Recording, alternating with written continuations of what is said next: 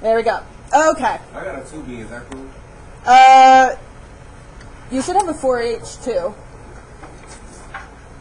The 4H, 4B, and the 2HB. Okay, yeah. Yeah. If you don't have it, go ahead and grab one out of the box.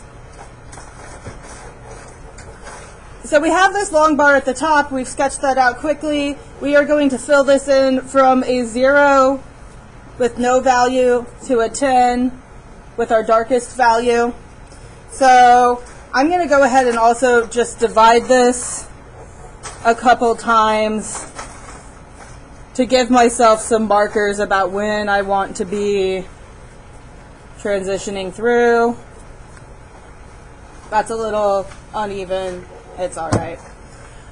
So at the beginning of here, I start with a 0, and about at this line, I'm going to start just gently doing these like little circles that I'm overlapping, putting barely any pressure on my 4H pencil.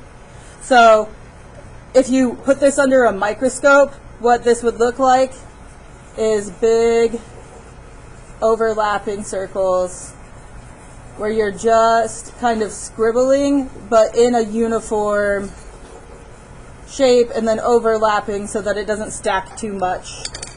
I'm going to draw this with another pencil that's darker.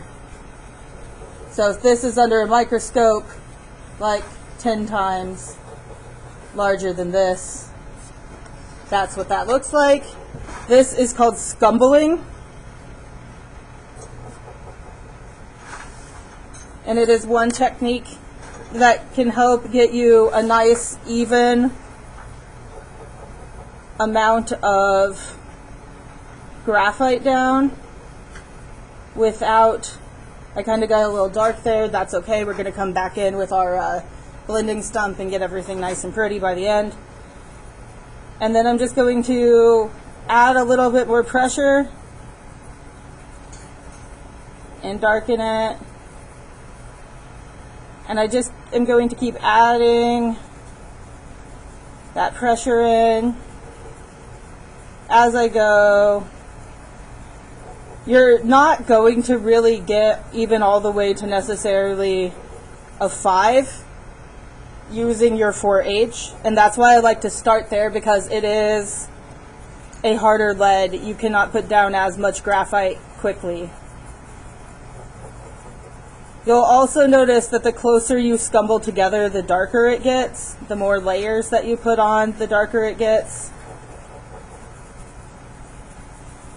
The less white space peeking through, essentially, gets you darker and darker.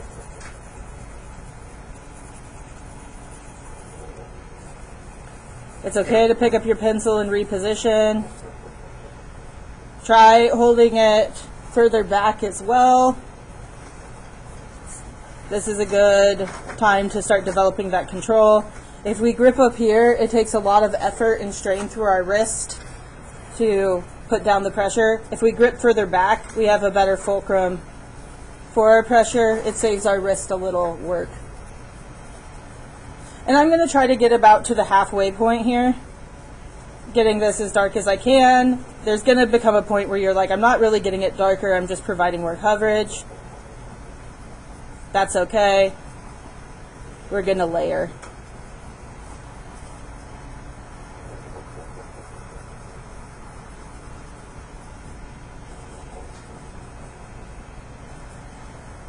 I think I might have just felt the actual air turn cooler. I don't know why I didn't think to ask about this before, Ramsey. Not your bad. It's my bad. I've been sitting here sweating. No, I feel bad when I was addressing the heat as being hotter than booty cheeks, but it was. It was hot. It was hotter than Donald Trump when he's asked about the Epstein file. Okay? The sweat was more than you when he was asked about that. I'm trying to Alright. So I've gotten here probably about as dark as I'm really going to get this. I'm now going to switch over to my 2H HB. So that middle pencil, it might just be marked as HB. That's your middle. And I'm going to come back in and overlap a little bit to darken up this edge. Once again, if it's not a super smooth transition yet, that's okay, because we're going to come through with our blending stump and blend this all together. This is just a good way to kind of get your graphite laid in place. Is this scumbling? Is it kind of a slow pain in the butt? Yeah, sometimes. The more pressure you put down, the more graphite will transfer as well. And we just continue working on this. Eventually, you're going to get to about the darkest you can get with this pencil. You're going to notice, oh yeah, it's not really getting very much darker.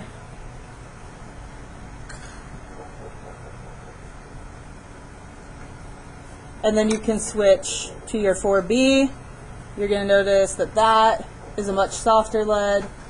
It is way easier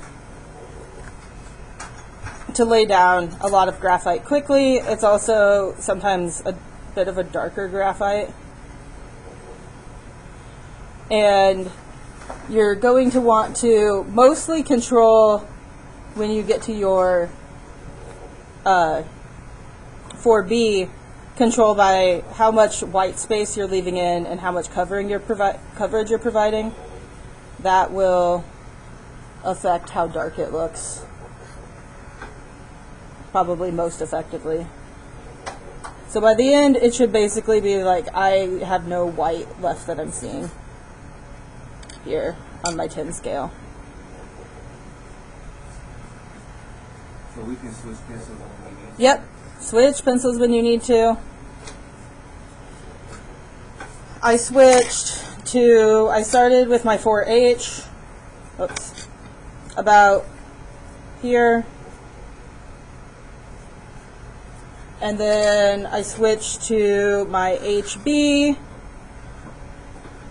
about here and added in my 4B in there.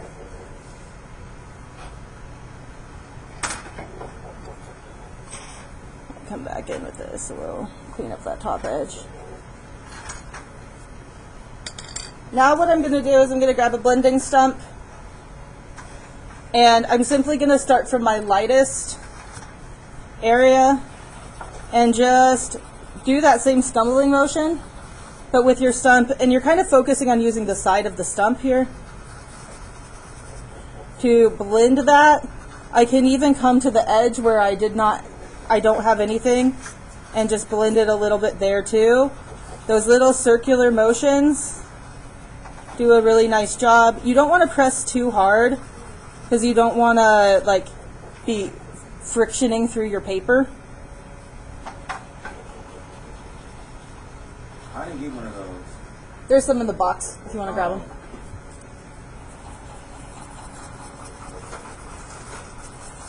So we keep them? Yep.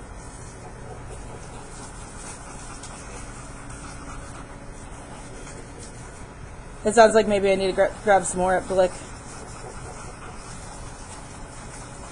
Or look through my car and see if I did buy them and they're just somewhere not in the box.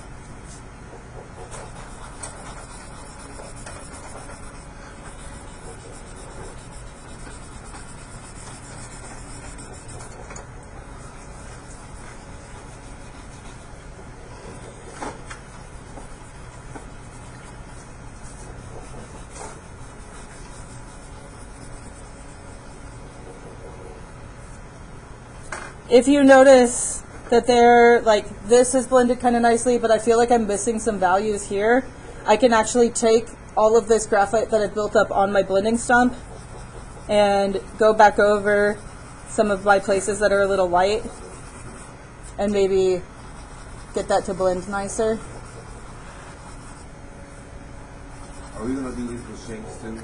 Yep.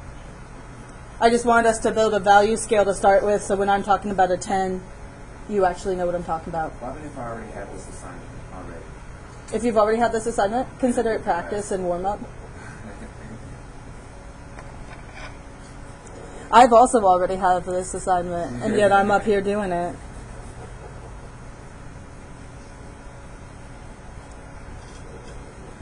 It is actually really good for like getting all your little hand muscles warmed up.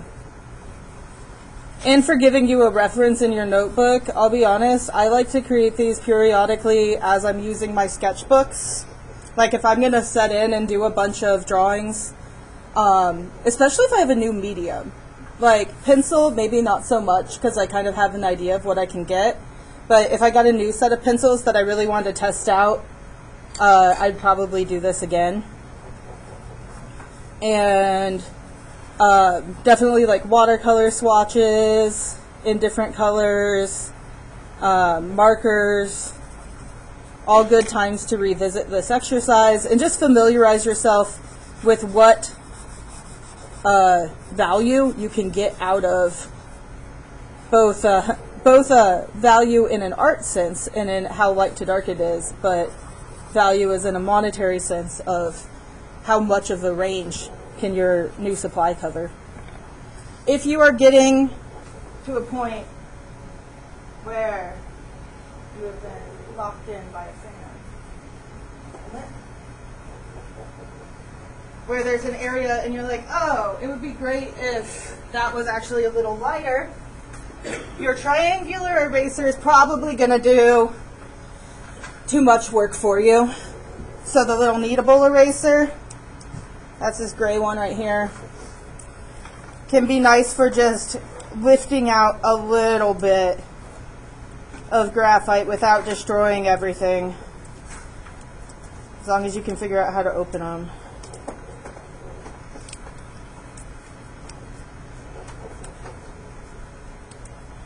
Maybe.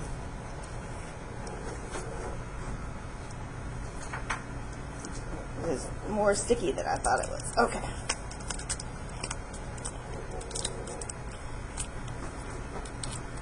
Alright. So, for example, right through here, if I wanted to lift out some of this, I can kind of just tap at it, and it will lift out some of the, you can't really see it here, lift out some of that graphite. And the kneadable erasers, you kind of just like knead it until that graphite's just been kind of mixed into the eraser. And if your eraser starts to be like hard and shiny like graphite, that's when it's time to get a new one.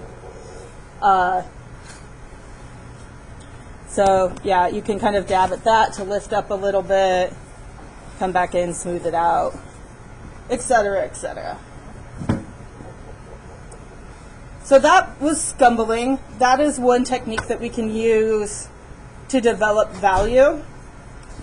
Another technique that we can use is hatching. Oh, thank you.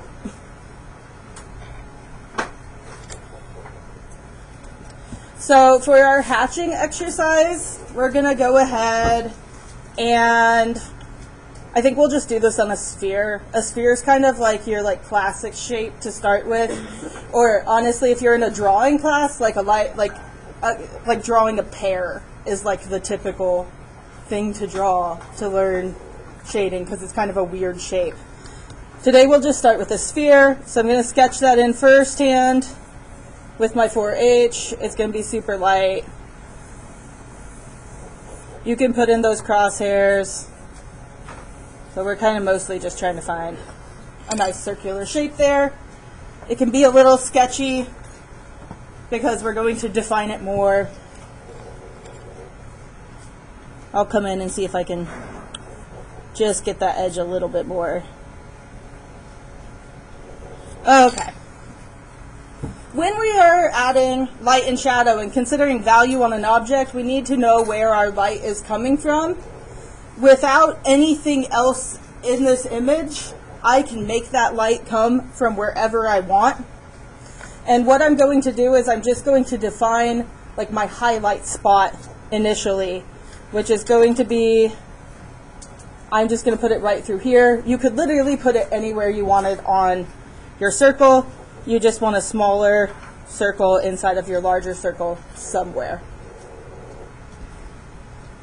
This smaller circle represents where I'm going to have you know, my 0 value in there. That is my highlight, as though this was a shiny, somewhat reflective surface. The more shiny and reflective it is, the brighter this will be, and the more contrasting the 0 value will be to like my 10 value. I'm going to keep this at kind of just like a medium, like satiny finish. I'm going to then come around this circle, and in a dashed line, I'm going to draw out another circle as if it would fit over top of it. Part of that circle will end up going outside of your sphere. That's okay. You can't see this. I need to...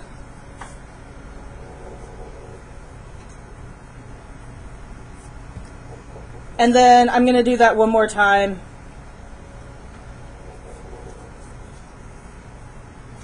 Just radiating out.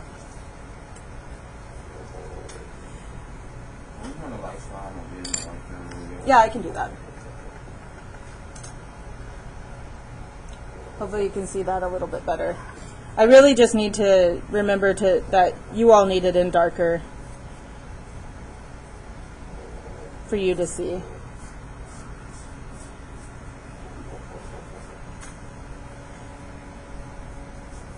Okay. I like to, when I'm doing my spheres, start darker and work lighter, because I can always add a little bit more value. So I start from this edge that is furthest away from my highlight point, and I was going to teach hatching. Oh, I started scumbling. And what we're going to do is hatching can either be straight lines like this, where you're going back and forth. When you're doing a sphere, however, you want those lines to curve with the object. So we are going to take our lines and just kind of layer them one direction, trying to keep them closer together. It doesn't have to be like even like this. It could be, you know,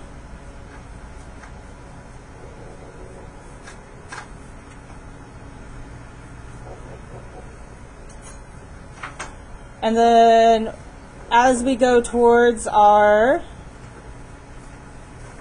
highlight point, we're going to just give a little bit more space in between.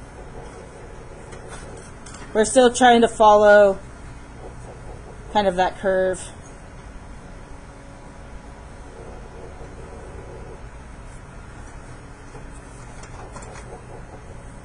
And it doesn't have to be perfect. We're just trying to follow the curve shape. That helps us define it just a little bit more. And then we're going to come back across. And what I like to do here is, rather than, first of all, I usually turn my paper so that I'm starting and working towards myself. I just have a little bit more control that way. I'll start here and I'll ease up the pressure as I go towards my highlight area. And I'm also curving these until I get to about the middle, and then it kind of fades out. But you can stagger where your lines end. You can come back over them where you want it darker.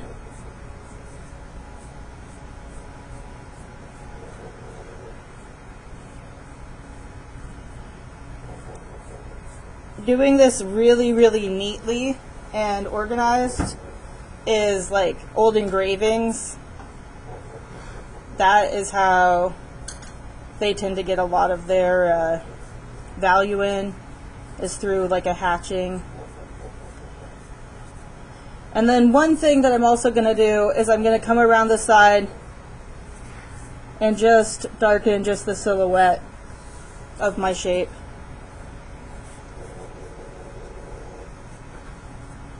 Alright, so I have some more dense hatching down here.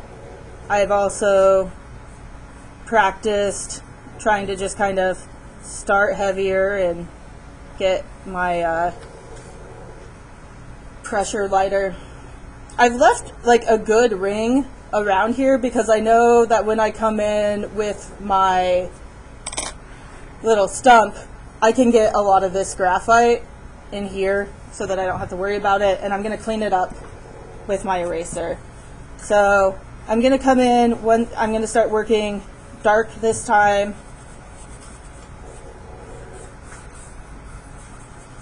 And just using that little circular motion or sweeping motions like this. And then I will work it also a bit into the space that I had left. And just keep working at it until I can maybe still see some of these lines, but they're just not as... And if you get in here and you're like, oh, I completely eliminated my white point, that's okay. You can knead your eraser to about the size that you want this white point to be, and just kind of come back in gently and just brush your eraser against the edge until you have that nice highlight again.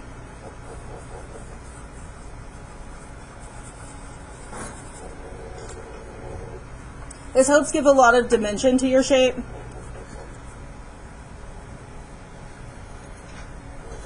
If you're finding, okay, I really can't even go in here because I've built up too much graphite on one end, bring in your other end. I usually try to keep one end that's like darker and one end that's lighter on each of my blending stumps. Do you use your blending stump in the kind of like stroke type of manner too as well? Yeah, I'll do strokes like this. And then usually when I'm coming in and trying to just get like kind of a fine grain, that's where I'll switch back to just those little circles. But you can use it with your lines as well.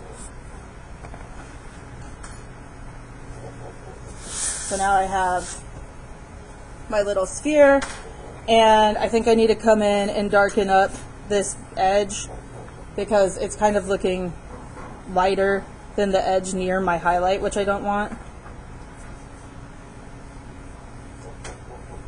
It also gives me a time to like look and maybe add a little bit if I don't quite have a circular shape. And clean it up.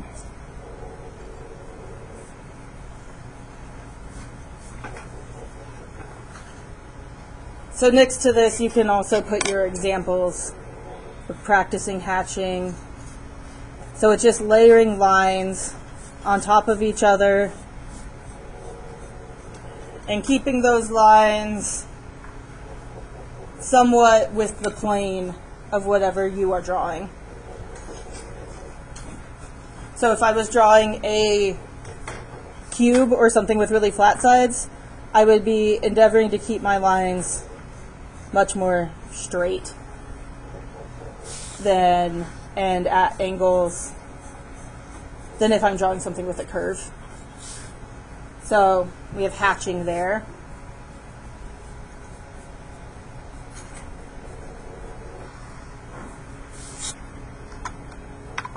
Scumbling and hatching are like the two,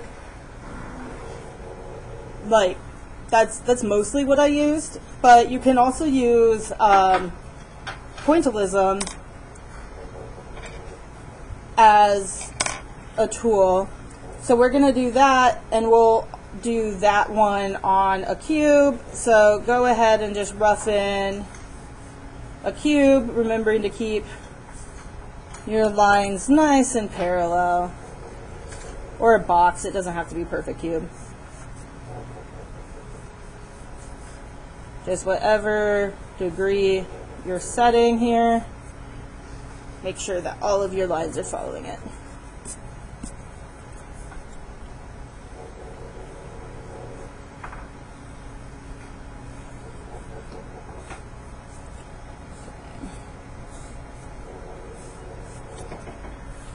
Alright, got my little cube there. I'm going to decide ahead of time which side of my cube is getting the most amount of light. I think I'm going to go maybe my light source. Give myself a little sun. Is coming from here, like shining there. So this will be the brightest side. This will be the second brightest side. This side's going to be almost in shadow. So I have my lightest value, my second, and my third. I'm not necessarily saying that these numbers correspond. We'll decide what we want them to be. So my 1 value, I'm going to leave basically white. And I'm going to start working on my 2. I'm going to do this with my Micron pen. I am using the 05.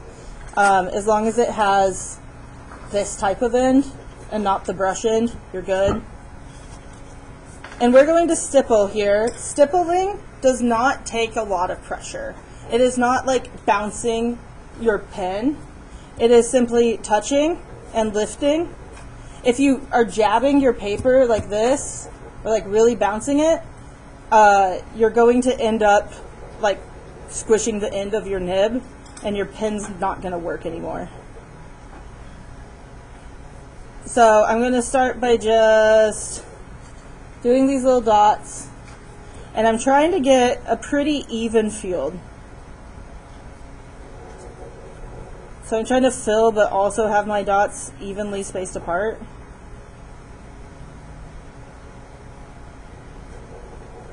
And obviously they're not going to be perfect. I'm also not trying to run in a grid. I'm trying to keep it somewhat random.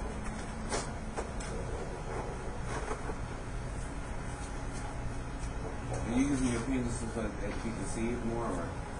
Yeah. Well, no. I'm using my pen because I want to use my pen for this technique.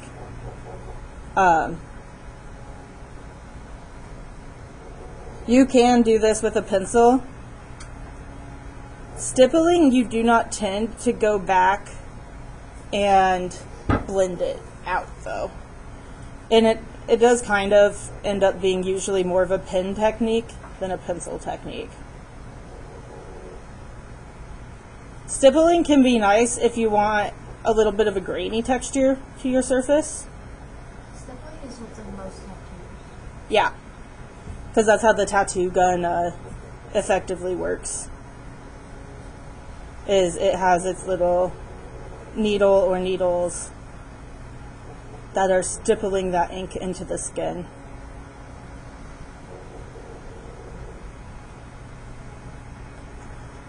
So if you ever want to become a tattoo artist, get really good at value. And not having shaky hands. Which is mostly building up muscles. Unless it's a neurological condition. Alright. So I have one stipple. Oop, I touched it and kind of smeared it. Oh well. I'm going to do my next, and I'm just going to stipple even more densely. If you have a large area, think about the size of the pen that you're using as well. Like, you can also use a larger pen to get dots in and then intersperse it with a smaller one. What I wouldn't do is just change the size of your pen between one side to the other, because those dots are just going to look very differently sized and probably throw off the illusion. But if you're mixing them in from the start, so there's like a few bigger ones up here, then you can get away with just mixing in a few smaller dots down below.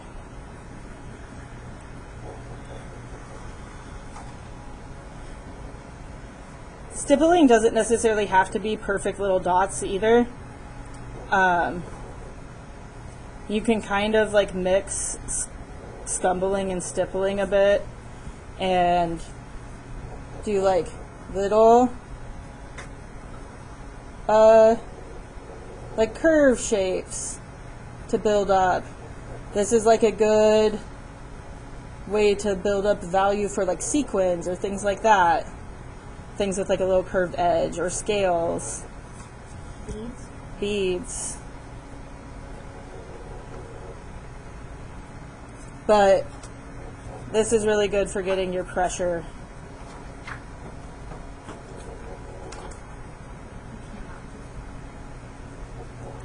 And honestly, sometimes you work this for a while and then you're like, I have to take a break. Just because It just hurts my hands. my eyes also tend to go like after a while and like not focus so well. So take your time and do I think optometrists have like exercises that they recommend, which is like stare at something 4 inches away, 4 feet away, 40 feet away, like close, okay, medium focus for a while, far focus, and go back and forth just to so that your eyes aren't getting fatigued. Because we're not really meant to sit here and stare at something a foot away from our face for 3 hours while doing this tiny little repetitive motion. So if you're stippling something, schedule breaks. Grab a snack, get a drink of water, come back. I have a piece, who knows if I'll ever finish it. I started in college and it's like this big like fantasy landscape thing entirely in stippling. Because a whole piece done stippling looks so cool. But I kind of got like the main part done and then I was like, I don't care about doing all this background. You can also build up a little bit more value along that bottom edge and the side edge. The one thing that I don't love doing in a stippling piece is drawing in any lines, but sometimes they're necessary to really like be like, this is where my cube still is. So yeah, stippling. Is it fun? Maybe. I don't know. You can zone out and like watch some TV and stipple, or like listen to a podcast. I guess not really watching, listening to TV. I do a lot of art on the couch hanging out with my dogs.